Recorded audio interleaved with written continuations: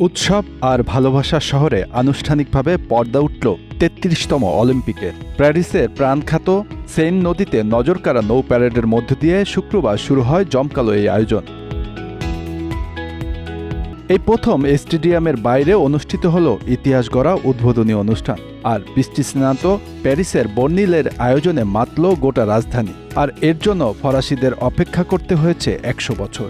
এ নিয়ে তৃতীয়বার অলিম্পিক গেমসের আয়োজন করে প্যারিস। ১৯০০ সালের পর ১৯২৪ সালে অলিম্পিক গেমস হয়েছিল দেশটিতে। প্রাচীন গ্রিসের অলিম্পিয়া শহরে একটি মন্দির থেকে ধর্মীয় উৎসব হিসেবে শুরু হওয়া একটি ছোট ক্রীড়া প্রতিযোগিতা আজকের দিনে বিশ্বের সবচেয়ে বড় ক্রীড়া আসরে পরিণত হয়েছে।